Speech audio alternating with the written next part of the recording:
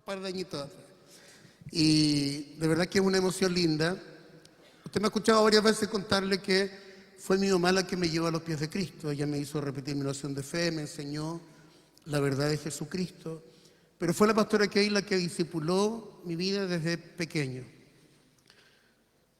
A ver si me escucha atentamente, por favor. Y aún en momentos de crisis, en momentos de dolor, yo llegué al centro protestante después de la muerte de mi papá, cuando yo tenía 2 años y medio, y a los 4 años entré a esa iglesia con mi mamá, con una depresión angustiante, los dos, con psicólogos, psiquiatras y todo lo que...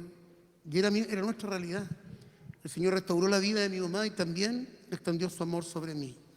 A los 12 años la mamá rehizo su vida, se casó y formamos una familia. De ahí nacieron 2 hijos más. Yo y mi hermano, el que sigue después de mí, también es pastor en la 8ª región, en la localidad de Santa Juana. Así que estábamos en los planes del Señor. Y obviamente quería a mi maestra de escuela dominical en ese minuto, siendo ella muy jovencita, muy joven, si yo siempre lo declaro, porque ella empezó a hacer clases muy joven. Se preocupó de esos detalles. Y uno tiene que aprender siempre a ser agradecido. No hay cosa peor que la ingratitud. Y reconocer ese amor, reconocer la gracia que el Señor le entregó. Por eso que hoy día es muy especial para mí que la pastora Kay esté con nosotros hoy día. Así que quiero que la recibamos con cariño. Querida Kay. Bueno, ella se llama Katherine Jensen, pero de cariño le decimos Kay. Así que un poquito alta. Viene con la Catita, no sé si la Cati quiere saludar. ¿Catita? ¿No? Y es su hija, así que bienvenida, su casa, su familia. Gracias por estar con nosotros. Bien, este pequeño niño revoltoso siempre fue inquieto por la palabra del Señor y creo que eso es importante, ¿no? Es cierto que yo empecé a hacer clase adolescente, pero no sé qué tan adolescente le hice clase, así que... Pero fue un honor y es un honor para mí estar aquí hoy día. Es un honor que me haya invitado. Alguien preguntó por qué cuando ellos fueron a nuestra iglesia, no hablé tanto de su esposa. Y es porque en la época en que estuvo su esposa, yo andaba lejos del Señor. Esa es la verdad. Como dice Dani, fui una bendición para él, no porque yo me lo propusiera tanto, sino porque el Señor tuvo gracia. Pero después yo me alejé por muchos años. Y por eso es que mi relación con Yasna no es igual que con Dani, por un problema mío, no de ella. Creo que es importante hoy día, doy gracias a Dios por esta iglesia que tiene personas de distintas edades, porque yo no creo en una iglesia de puros ancianos o de puros jóvenes, porque somos familia, ¿o no? Y como familias necesitamos conocer al Señor. Y creo que, bueno, me hicieron recordar a mi mamá porque mi mamá cantaba Te vengo a decir y con acordeón. Entonces, escucharla otra vez, hace 25 años mi mamá está en el cielo. No conoció a mi hija, aunque harto se parece a ella en su forma de ser, pero fue una bendición ella en su trabajo con los niños. Y muchos de nosotros fuimos profesores, yo soy profesora, y veo la realidad que seguramente ve Dani en la mayoría de la gente, de los niños, de los adolescentes, de los jóvenes. Y por supuesto yo quisiera que hoy día escucháramos la palabra del Señor. Mi mamá decía en las inauguraciones del mes de la Biblia, mes de la patria, mes de la primavera, pero sobre todo mes de la Biblia, ¿no? Y si nosotros pensamos, nuestra patria no está como en ningún lugar del mundo en un momento bueno, ¿no? Mes de la patria, así con tanta alegría, no necesariamente tenemos. Pero es importante orar por nuestra patria. Ayer ustedes estuvieron en Pelarco, nosotros mes de primavera, pero ustedes han escuchado hablar de la primavera gris, ¿no? La primavera gris es la época de mayor cantidad de suicidios. Y nosotros ayer nos unimos con humildad a varias iglesias que no conocíamos para ir a los metros de Santiago, que es donde hay mayor cantidad de suicidios. Y ayer estuvimos orando los hermanos de intercesión de muchas iglesias unidos abajo, mientras ustedes estaban bendiciendo a Dios en Pelarco, y oramos por muchos meses en intercesión. Y es importante ver que ya no somos, como evangélicos, ¿cierto?, la monedita de oro para nadie. Más bien nos rechazan. Tienen pésimas experiencias, ¿no?, con los evangélicos. Entonces yo creo que es importante reflexionar tal vez por qué, ¿o no? Y yo quiero comenzar esta reflexión con una palabra. Desgraciadamente el Señor me hizo con ojos azules y de verdad no es ninguna gracia. Yo oré al Señor para que mi hija no los tuviera y no los tuvo, gracias a Dios. Porque la luz es un problema para mí. Los ojos azules son una deficiencia. Lo que pasa es que los gringos lo han hecho como un plus, pero no son una buena cosa. Quisiera que reflexionáramos en Deuteronomio 6, del 6 al 7. No sé si lo puedes poner ahí, ¿sí? ¿Se puede poner? ¿Sí? Deuteronomio 6, del 6 al 7. Yo soy una de las que usa el celular en la Biblia. Pero es importante verlo. Si lo ponemos para poder leerlo.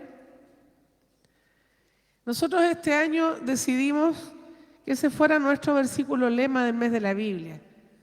Creo que es importante meditar un poco en eso. Leemos juntos.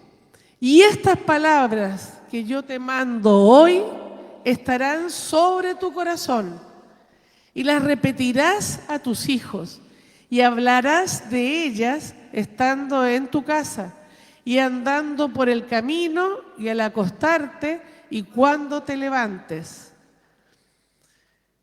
Importante, ¿no? Lindo saberse la Biblia, de memoria, ¿no? Lindo estudiarla. Lindo saber dónde están. Yo chica también me aprendí todos los libros, Génesis, Éxodo, y así para adelante, ¿cierto? Levítico, Número, eran unos concursos bíblicos, ¿cierto? Como recordaba Dani, el buscar la Biblia, en la Biblia más rápidamente. Pero yo creo que es importante meditar en esto.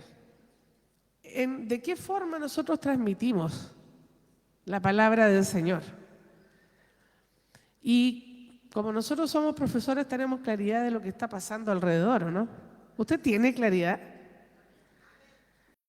Creo que es importante recordar que nosotros, ¿cómo nos hemos sido enseñados? Mi mamá está en el cielo hace mucho tiempo, mi abuelita también, y yo recordaba el domingo pasado que no recibí gran herencia de ellas, pero tengo muy claro sus partes de la Biblia preferidas y sus himnos preferidos. Esa fue mi herencia. Sé eso. No sé mucho sus luchas, me las imagino, porque sé que cantaba mi mamá cuando seguramente estaba pasando por alguna dificultad. ¿Cómo es usted? ¿Cómo transmite la palabra del Señor a su familia? Porque hay una responsabilidad, ¿o no? Y a veces yo he visto gente que prácticamente va a pegarle en la cabeza con la Biblia a los otros, ¿no? ¿Han visto a esa gente? Le falta poco para darle un biblazo. O algunos que uno iba a las casas y tenían el Salmo 91 abierto, pero las hojas amarillas, porque estaba abierto y puesto ahí casi como una cábala, ¿no? Yo no los conozco a ustedes, así que puedo hablar con absoluta libertad. No sé cuánto aman la Biblia y cuánto la palabra de Dios está presente en cada momento de su vida. Y yo creo que eso lo sabe el Señor, porque nosotros podemos decir muchas cosas, pero el Señor sabe realmente lo que nosotros hacemos, ¿no?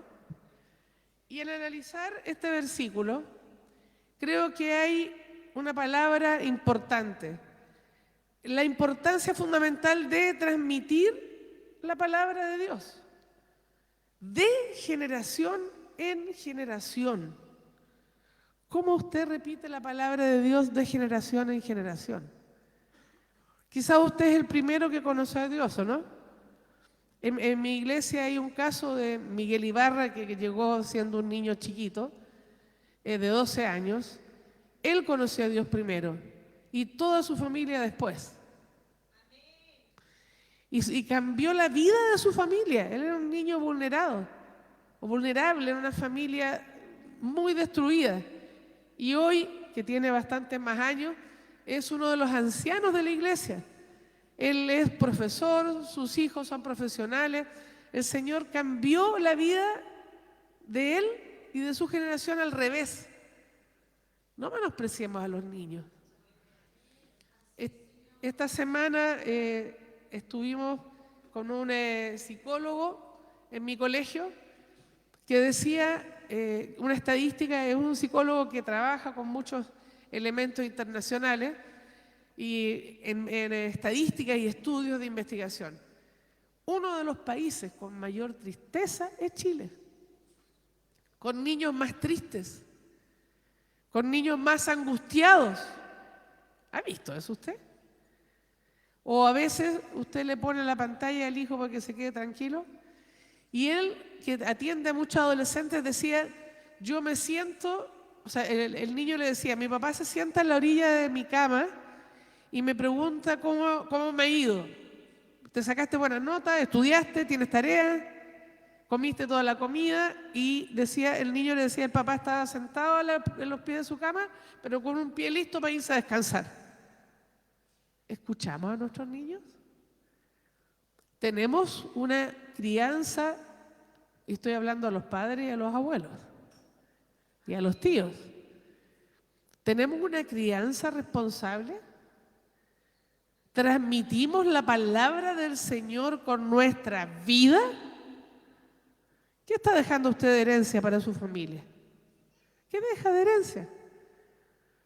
Porque es muy lindo repetir los versículos de memoria, pero ¿los vivo? ¿Dejo que la palabra del Señor sea la lámpara que alumbra mi camino?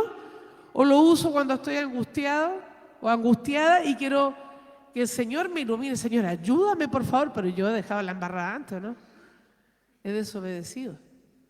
No he cumplido lo que dice la palabra del Señor. Hemos exaltado al Señor.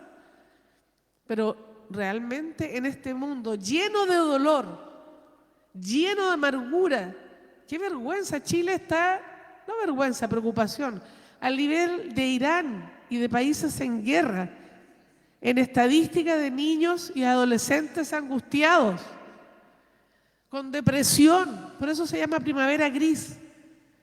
Porque en la primavera gris, cuando tú estás con tanto dolor, el sol fuerte, las flores y los colores produce una diferencia entre tu estado íntimo y lo que hay afuera. Y por eso se suicidan. ¿Había escuchado usted eso?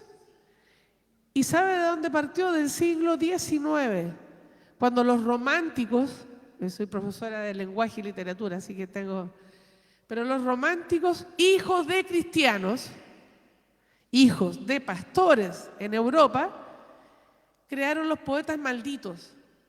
Y los poetas malditos, Baudelaire, Rimbaud, el pintor Vincent Van Gogh, eran todos hijos de creyentes. Y ellos empezaron a destruirse, a autodestruirse con el alcohol, las drogas y a buscar en el suicidio la liberación. Entonces yo no estoy hablando de gente que nunca conoció a Dios. ¿Qué estamos haciendo nosotros en este tiempo? ¿Cómo transmitimos la palabra? Dice de generación en generación. ¿Cómo la transmite usted? Y no me responda a mí porque eso es frente al Señor, ¿o no? Sus hijos, su marido, su mujer, sus nietos, sus sobrinos, ¿saben que usted ama la palabra? Porque uno siempre se sabe en psicología que lo que uno le dice a sus hijos no importan, pero lo que uno hace sí importa, ¿no? ¿Sí? Este psicólogo decía, yo tengo un libro de crianza responsable y cuando iba a retar a mi hijo me decía, a ver, tú estás contradiciéndote, porque aquí en la página 27 del libro que tú escribiste dice lo contrario y no lo estás aplicando conmigo. A veces somos muy teóricos, ¿o no? O mostramos un evangelio de prohibiciones más que un evangelio del amor de Dios. Es cierto que hay juicio del Señor también. Pero hay una parte en Corintios que a mí me gusta mucho. Dice, todo me es lícito, pero no todo me conviene. Si me destruye, no me conviene. Si causa daño a otro, no me conviene. Entonces, el Señor no nos ha dado un evangelio de decir, yo no puedo hacer esto, no puedo hacer esto otro. Ayer yo conversaba con un hombre que vendía café que no creía en Dios. Y me dijo, pero es que los cristianos en realidad no muestran nada bueno. Y claro, porque hemos creado un estereotipo de cristiano, ¿no? Este es cristiano porque yo veo esto otro, porque se viste así, porque actúa así, porque no hace esto. Y en el fondo detrás de eso muchas veces, esa apariencia de cristiano, no hay nada más. Y yo lamento tener esta palabra. Y yo decía, ¿qué palabra, Señor? Porque me encantaría leerles salmos y decirles cosas lindas, ¿cierto? De la Biblia. Pero no sé por qué el Señor me dio esta palabra, ni para quién es, ni para qué es. No lo sé. Pero sí el Señor lo sabe. Y yo creo que no hemos visto bien el terrible peligro que tienen nuestros niños, y nuestros adolescentes y nuestros jóvenes. Hace un tiempo atrás se suicidó un estudiante de octavo básico en mi colegio. Y él estaba metido en la dark web. ¿Sabe lo que es eso? Hay una deep web donde hay cosas prohibidas, ilegales, pero hay una dark web que insta a los adolescentes y los jóvenes a suicidarse. Que tiene pedófilos, tiene pornografía, tiene muchas cosas. ¿Usted tiene la idea de si su hijo se mete ahí? ¿O su hija? No la tiene. Y entonces, ¿qué tenemos que hacer? No es que vamos a estar, porque la Biblia dice, ¿qué ora Jesús por nosotros? No te ruego que los apartes, ¿de qué? Del mundo, sino que los guardes del mal. Y su oración, con este espíritu de muerte que rodea a nuestros niños, a nuestros adolescentes, es Señor, apártalo del mal. Que sea una luz en medio de la oscuridad, no que anda arrancando de los niños que hacen daño, que su espíritu le dé la valentía de mostrar algo diferente. Y yo creo que eso es muy importante que lo hagamos. Y yo creo y quiero invitarles por lo menos hoy día a que de alguna forma, dice aquí la interiorización personal. Dice, y estas palabras que yo te mando hoy, no que te sugiero, estarán sobre tu corazón. Enfatiza la necesidad de que la ley de Dios no sea un conocimiento superficial, sino una convicción interna. Sobre tu corazón significa la palabra debe ser atesorada, meditada y amada, convirtiéndose en el motor de las decisiones y acciones. ¿Usted consulta la palabra del Señor antes de actuar? ¿Se rige su vida? Es importante ver esto, ¿no? Esto significa relación personal y afectiva con los mandamientos divinos. Personal y afectiva. Y la repetirás a tus hijos y hablarás de ellos estando en tu casa y andando por el camino. No es solo que usted repita versículos, ni que empapele toda la casa con versículos, eso no es malo, por supuesto, es que usted lo viva. La responsabilidad de la educación espiritual y familiar, la repetirás a tus hijos. El texto sugiere la enseñanza, no debe ser relegada a un momento formal, sino que debe ser un flujo cotidiano y natural. Flujo cotidiano y natural.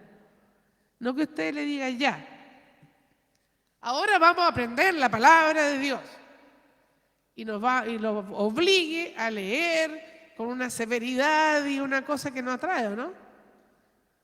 No, es algo natural. Yo voy por el camino y las atarás, ¿cierto? ¿A dónde? Dice el versículo, se lo olvidó ya. A tu cuello, a tus manos, ¿sí o no?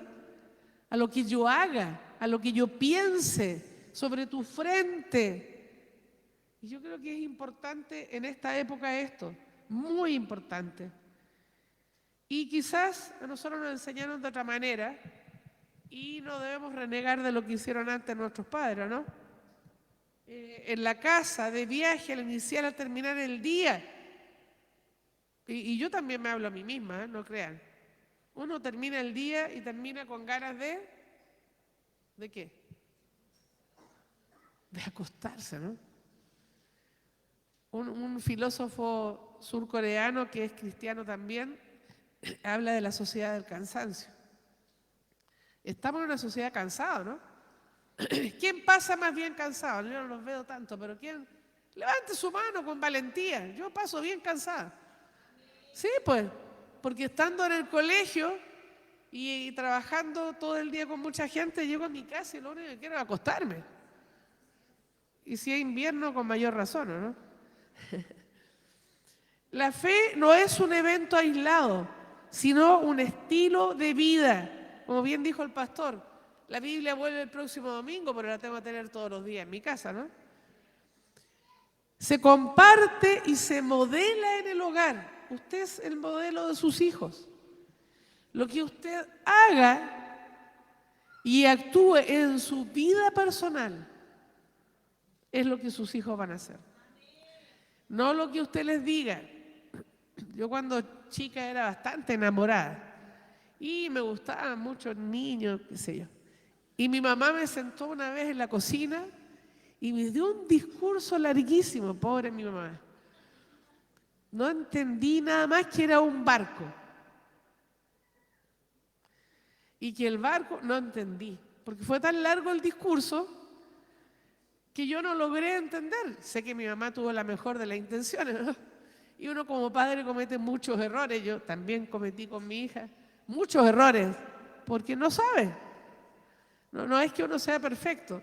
Y a uno cuando el niño o la niña madura, cuando uno madura aprende a perdonar a sus padres y a entenderlos. Antes los critica y quiere separarse de sus padres. Pero son seres humanos, no son héroes caídos como en la adolescencia, ¿no? Y yo creo que es importante eso, hablar, más que hablar, es hacer lo que yo tengo que hacer. Y es importantísimo durante el mes de la Biblia, no exaltar nomás la Biblia, vivir la Biblia. No se trata de tener una Biblia, es una invitación esta hoy día, en el mes de la Biblia, para renovar el compromiso personal con la palabra y asumir la misión de compartirla activamente dentro del círculo familiar y comunitario. Lo que ustedes hicieron ayer en el Peralco, ¿no? Compartir la palabra. Compartir con amor. Nosotros nos sometimos a los hermanos de una iglesia que no conocíamos y que eran los que dirigían y hicimos todo lo que ellos dijeron. Y eso también muestra humildad, ¿no? ¿Por qué tenemos que hacerlo? Ellos decían, no vayan con un evangelio de condenación, vayan con un evangelio de amor. Nosotros con mi esposo debimos ir a hablar con el director de la estación del metro donde nos corresponde y a Razábal, y primero cuando le dijimos queremos venir a orar por los trabajadores del metro, no, nosotros no necesitamos, estamos trabajando. No, le dije yo, no queremos parar el trabajo, queremos ver si usted nos permite orar aquí. Pero en silencio, le decía, porque nadie iba a orar gritando, ni mucho menos, ¿no? Y primero fue, pueden hacerlo por los demás si es que quieren, pero por mí no. Y nosotros le dijimos, muchas gracias, no queremos molestar. Y después dijo, pero bueno, pueden ir a orar a la otra salida de la estación que ahí hay más problemas. Y cambió un poquito su actitud. Si nosotros hubiéramos dicho, pero nosotros venimos en el nombre de Jehová, de los ejércitos, nos manda a la punta del cerro. Estamos en una sociedad muy dolida, muy deprimida, muy complicada. Por lo tanto, lo que más falta hace es amor. Yo trabajo en un colegio ateo hace 30 años. Y en ese colegio ateo no puedo predicar la palabra. Saben que yo soy cristiana. Me las arreglo de alguna forma enseñando historia, hablando de Jesucristo. Me las arreglo por ahí. Pero lo que yo hago es abrazar y es dar amor. Y el amor del Señor. Y yo, uno de los niños que yo tuve, que ya es un hombre, me dijo, yo te agradezco porque tú me viste. Eso es tan profundo. Pero no soy yo, no es mi gracia. Es la gracia del Señor. No es que yo sea simpática. Es que yo oro al Señor porque sé que el espíritu de muerte está en ese lugar. De depresión, de angustia, de cortes, de intento de suicidio, de pensamiento suicida. Y yo entro a ese lugar. Y no es que diga, Señor, en algún tiempo nosotros fuimos a la cárcel y nos sacaron las capellanes cristianos, nos empezaron a hacer la guerra, porque nosotros íbamos a los lugares donde estaban las mujeres con sus hijos y nos sentábamos con ellas en sus piezas y conversábamos profundamente, una a una. A mí me tocó muchas veces pasear a las guaguas que dormían en mis brazos y saltaban a cada rato. Era un lugar difícil. Y nosotros generalmente llegamos atrasadas, tampoco íbamos con vestimenta de evangélica, y nos miraban las evangélicas de arriba abajo, nosotros con la Biblia, pero no nos saludaban. Y ellas antes de entrar gritaban orando. Yo creo que tenían más miedo que otra cosa, ¿no? Gritaban. Era una oración de gritos afuera de la cárcel. Y yo recuerdo haber tenido con las hermanas la sensación de entrar, se cerraban las puertas y de sentir que los ángeles iban con nosotros. Y tuvimos grandes experiencias, calladitas, sin aspaviento, sin una vestimenta del estereotipo evangélico. Y finalmente una de las reclusas quiso que los pastores, mi papá en ese tiempo y mi marido, le presentaran a su niña. Y dijo, ¿por qué ellos? Porque ellos, escuchen la descripción, no son como los cuervos que vienen de negro con faldas largas y nos acercan a nosotros, nos predican desde lejito y creen que nosotros los vamos a ensuciar. Ojo, no podemos ser así. Porque así no era Jesucristo, simplemente, ¿no? Él comía con publicanos y pecadores, y yo recuerdo cuando les hablamos de Corintios 13, del amor, no podían creer que la Biblia decía que lo más importante era el amor. No podían creer. Y siendo hijas o nietas de pentecostales o de hermanos cristianos, qué triste, ¿no? Que sus hijos, sus nietos puedan saber que usted transmite amor. Amor a los compañeros de sus hijos. Amor. Yo tengo una niña en mi curso de jefatura que se corta, fue abusada cuando niña por su hermano en un colegio pagado, ahí pasan todas las cosas igual. Y ella es muy compleja. Y lo único que quieren los otros apoderados, por favor, apártenla, sáquenla, no quiero que contamine a mi hija. Y claro, ellos no conocen a Dios, pero yo esperaría que usted pudiera acoger en su casa a esos niños, ¿no? O si no los acoge en su casa porque le da miedo que hagan algo, dé una palabra de amor. Marque la diferencia, porque su hijo va a ver eso y va a ser igual. ¿Sí o no? Yo creo que sí. Ahí están meditando, parece que no hay tanto amén, gracias a las hermanas que dicen amén, pero yo creo que hay una cosa importante. Hay un filósofo que no es cristiano, que se llama Víctor Cooper, que es experto en psicología positiva, y dice lo siguiente: estamos en una sociedad donde cada vez somos más insensibles al sufrimiento ajeno. Estamos perdiendo la compasión. ¿Les suena eso? La compasión no es solo empatía, sino también la voluntad de ayudar. La voluntad de ayudar. Yo pues, uy, qué triste este hombre vive en la calle, qué triste este niño pasa las drogas. Eso es compasión, ¿verdad? Pero la misericordia es mirar, como soy profe de lenguaje, misericordia, corazón, mirar la miseria con el corazón. Y en su caso con el corazón de Dios, no otro corazón. Lo que uno tiene que pedir es que el Señor cambie tu corazón que no es de Dios. Guarda tu corazón. Y Él dice, la voluntad de ayudar está siendo erradicada.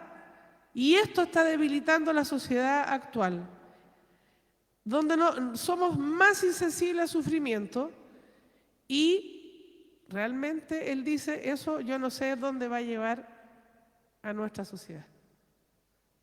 Psicólogo no cristiano. Que es importante, ¿no? Y la compasión, ¿quién debe tenerla? Nosotros. Nos tocó una época difícil, más difícil. No nos quieren escuchar.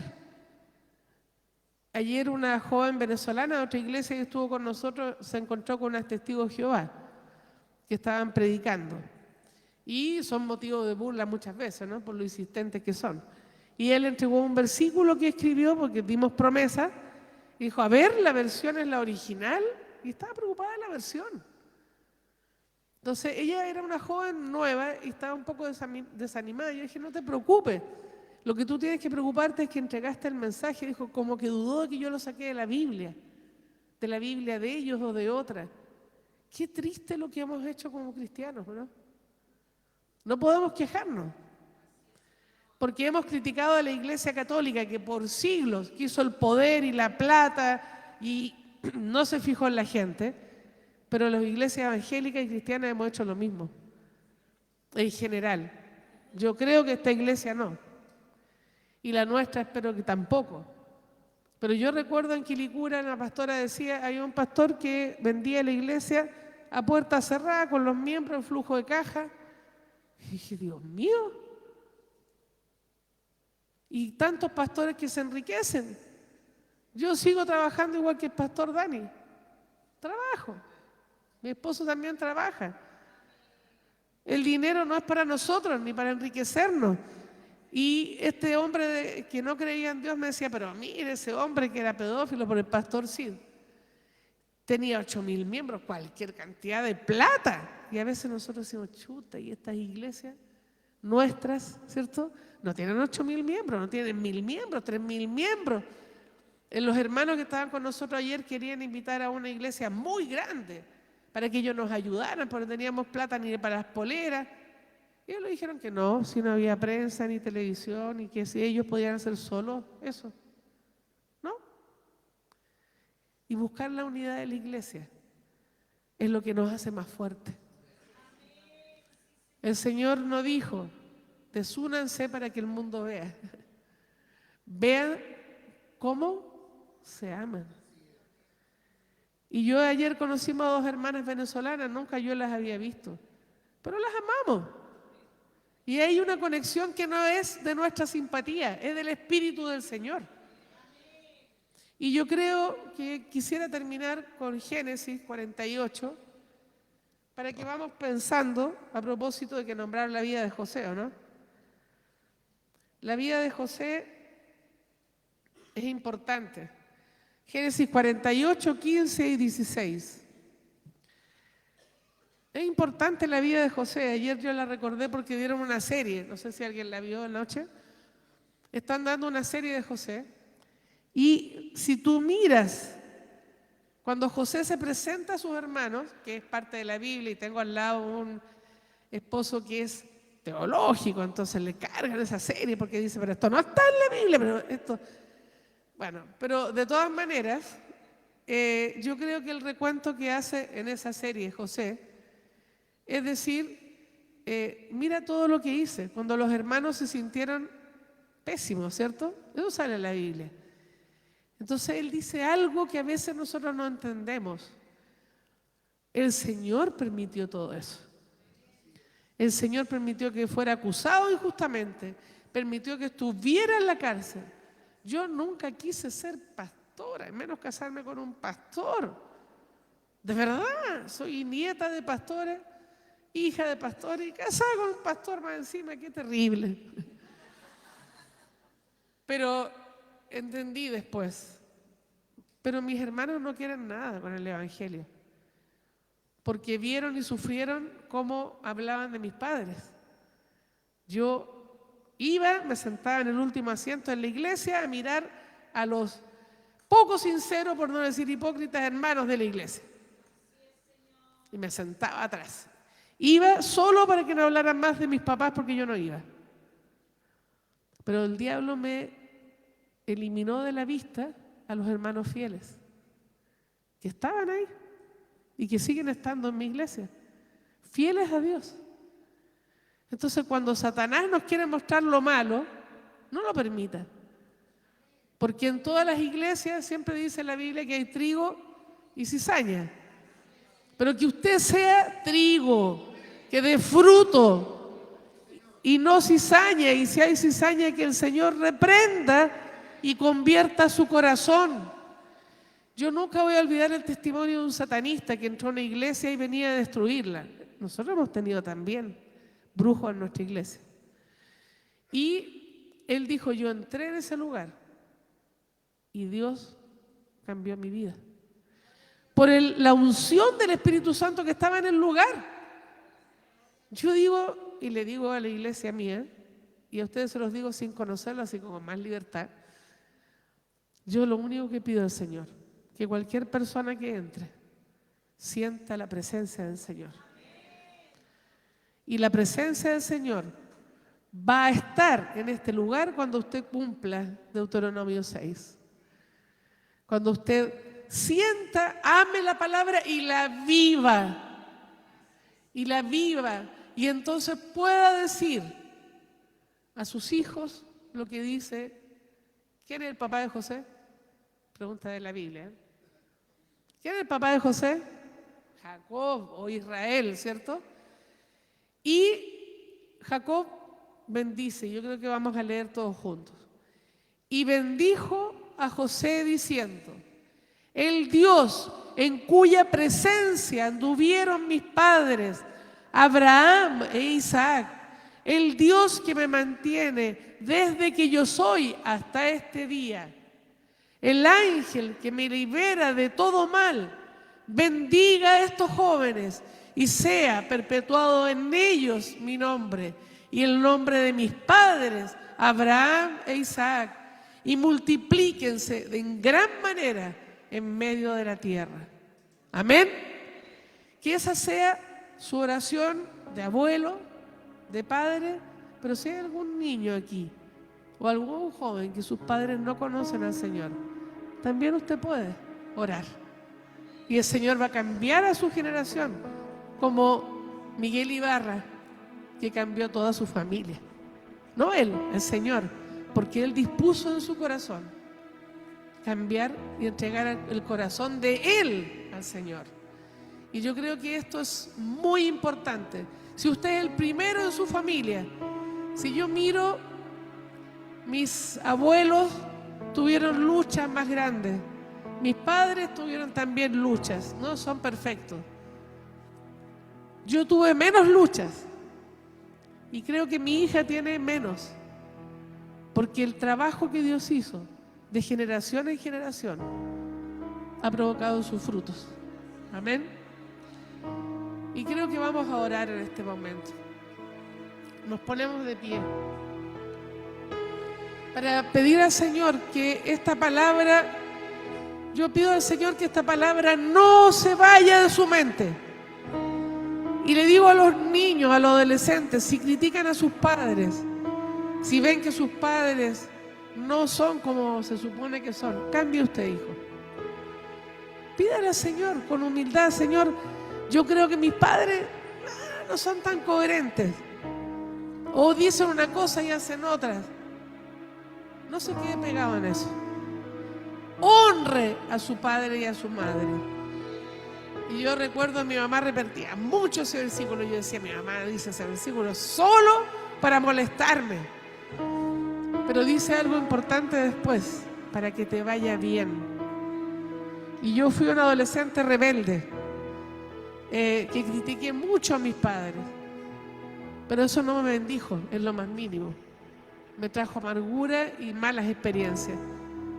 Si usted es niño o joven, bendiga a sus padres, hónrelos, no importa cómo sean.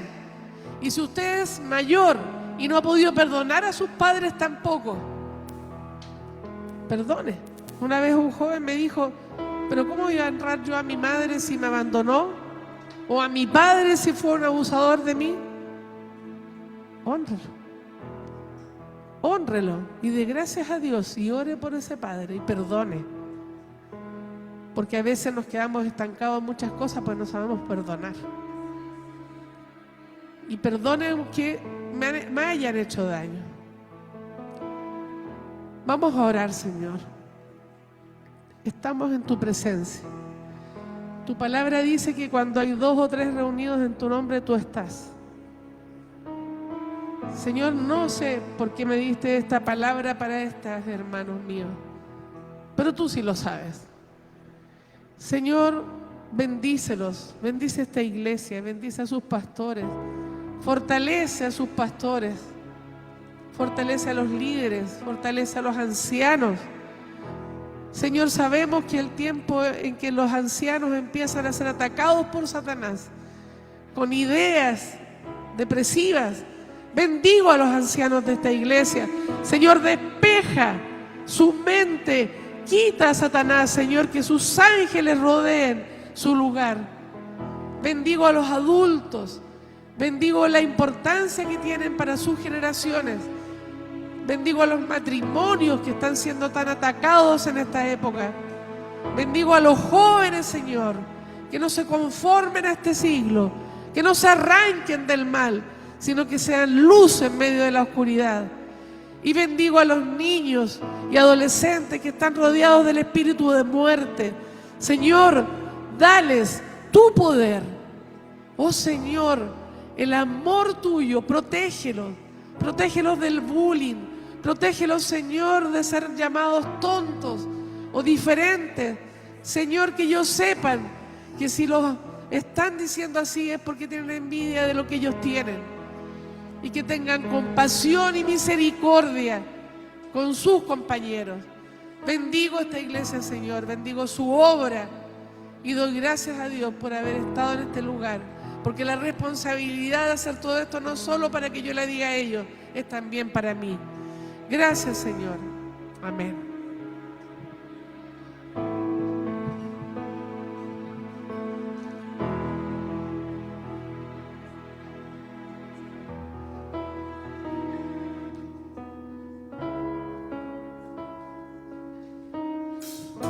Le da gracias al Señor por su palabra.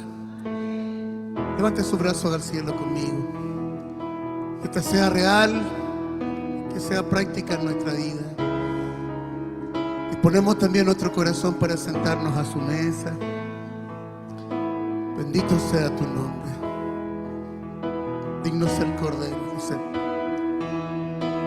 digno es el Cordero de recibir la gloria, fuerza, honra, todo el poder. Digno es el Cordero de recibir la gloria, fuerza, honra, todo el poder. Ángeles y querubines delante del trono, y una nube de gloria, y una nube de gloria. Dígale fuerte, digno es el Cordero. Digno es el Cordero de recibir la gloria, fuerza, honra, todo el poder. Digno es el Cordero, digno es el Cordero de recibir gloria, fuerza, honra, la gloria, fuerza, honra, todo el poder. Ángeles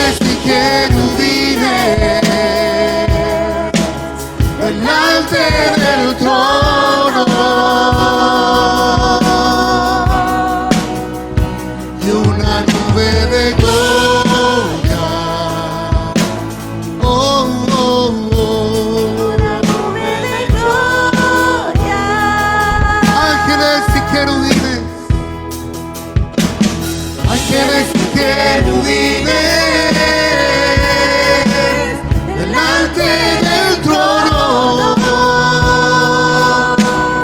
Una nube de gloria y una nube de gloria. Y una nube de gloria. Tú eres santo. Santo, santo, santo. Eres santo. Santo, santo. Eres santo. Cante con el alma, dígale. Eres santo.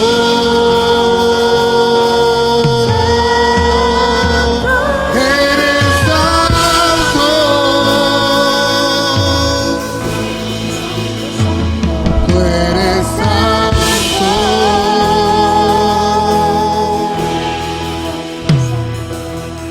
Aquel que venció la muerte, proclámalo esta mañana. Aquel que resucitó,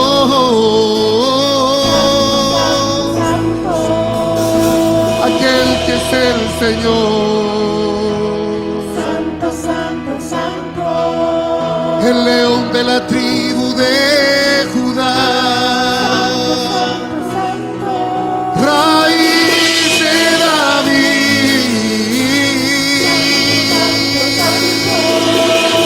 estrella de la mañana, santo, santo. el jinete del caballo blanco, Santo, santo. sus ojos como llamas de fuego,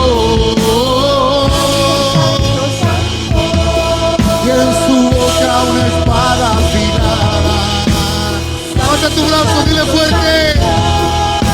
Está vestido con manto de sangre y en su muslo está escrito Rey de Reyes, Señor de Señores. Oh, Rey de Reyes, oh, Señor.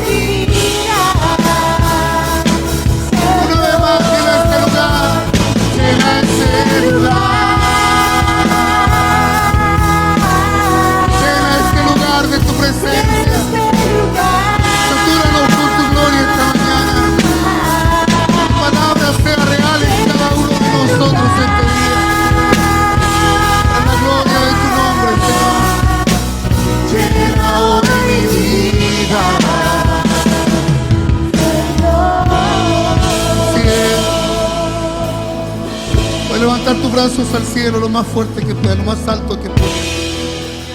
Bonita, porque estás sentado en medio del cielo. Sí, Señor. Tú que estás en el trono, en medio de serafines, Jesús. Tú que eres aclamado por ángeles de este lugar.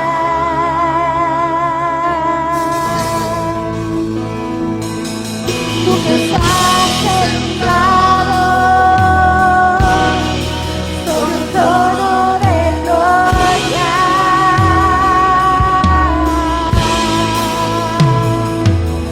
Tú que estás en el trono, en la alabanza de tu pueblo.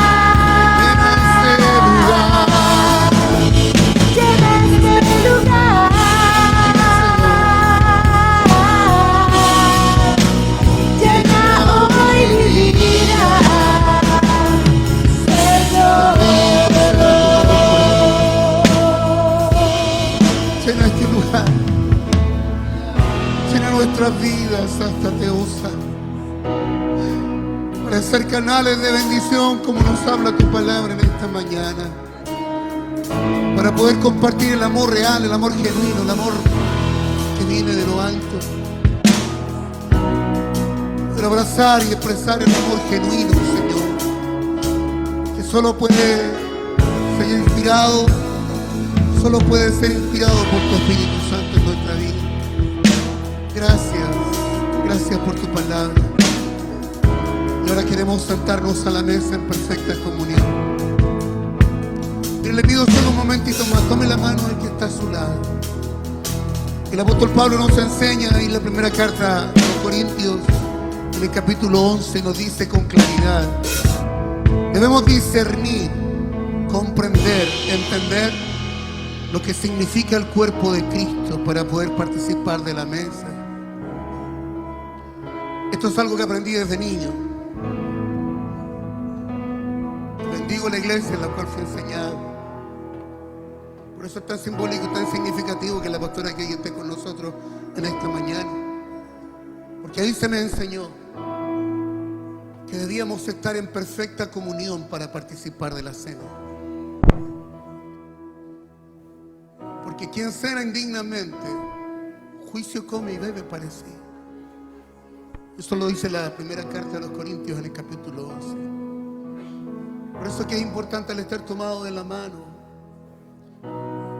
Es un símbolo de que estamos en perfecta comunión. Y si alguna sombra de pecado está afectado, este es el momento. Dígale: Señor, yo confieso mi pecado delante de ti. Te pido perdón. Y sabemos que tú eres fiel y justo para perdonar nuestros pecados y limpiarnos de toda maldad. Como nos exhortaba la palabra, si hay rencores, si hay pleitos, es tiempo de soltar perdón en esta mañana. De perdonar y bendecir a quien te ofendió, a quien te hirió, a quien te dañó. Bendito sea tu nombre, Señor. No tengas en reflexión, voy a invitar a mis hermanos que han sido designados esta mañana. Francisco, Cecilita, John, Marcia, como colaboradores fieles del Señor. Anita, ¿me ayudas a entregarlo, por favor? Usted mantenga sus ojos cerrados, solo un momento más. Padre, estamos delante de ti. Tú eres el testigo fiel. Bendito sea tu nombre. Cenamos en perfecta comunión, porque la sangre de Cristo es la que nos limpia de todo pecado. Gracias, Señor. Gracias, Señor. Adelante nomás, Crucito.